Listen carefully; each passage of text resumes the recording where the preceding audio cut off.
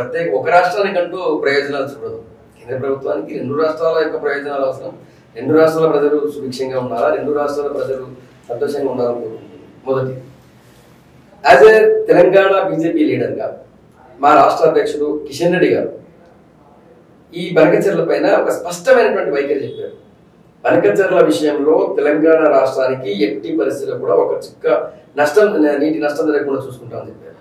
బనకచెర్ల విషయంలో ఎవరు ఏమీ ఆందోళన చెందాల్సిన అవసరం లేదు. మొదటిది, ఇప్పటిదాకా బనకచెర్ల విషయంలో కేంద్ర ప్రభుత్వం ఆంధ్రప్రదేశ్ ప్రభుత్వానికి ఎట్లాంటి అంగీకారం తెలుపలేదు.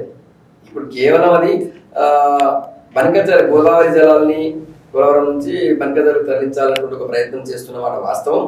దానిపైన కేంద్రం ఎంక్వైరీ చేసింది, అడిగింది. వాళ్ళ ఏపీ గవర్నమెంట్ దాని వాళ్ళ రిపోర్ట్ వాళ్ళు ఇచ్చినారు. మేమేమంటున్నాం అంటే తెలంగాణ రాష్ట్ర ప్రభుత్వం కూడా బనకచెర్ల వల్ల తెలంగాణ రాష్ట్రానికి ఏమీ నష్టం,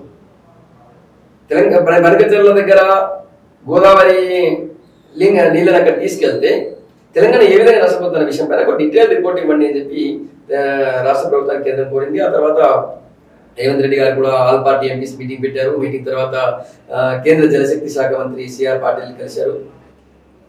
సో ఎట్టి పరిస్థితుల్లో బనకచెర్లను ఆపాలని చెప్పి ఆయన కోరారు.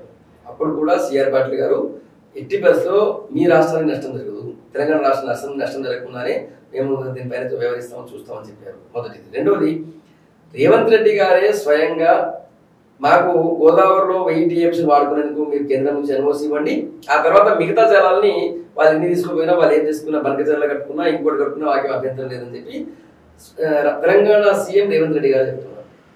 మేమేమంటున్నామంటే వాళ్ళు అంతకుముందు ఉన్నటువంటి టీఆర్ఎస్ గవర్నమెంటే కేసీఆర్, ముఖ్యమంత్రి కేసీఆర్ గారే 3000 TMC కిందికి పోతున్నాయి, ఎన్ని వాడుకుంటే తప్పేంది అని వాళ్ళు అన్నారు, ఏపీ వాడుకుంటే తప్పేంది అన్నారు. ఈరోజు చంద్రబాబు నాయుడు గారు కూడా అదే మాట్లాడుతున్నారు. మేము మిగులు జలాలు వాడుకుంటున్నాం, 3000 TMC సముద్రంలో పోతున్నాయి, మేము అవి మాత్రమే వాడుకుంటామని అంటున్నాం, మీకేంది నష్టం, తెలంగాణకి 80% నష్టం కదా అని అంటున్నాం.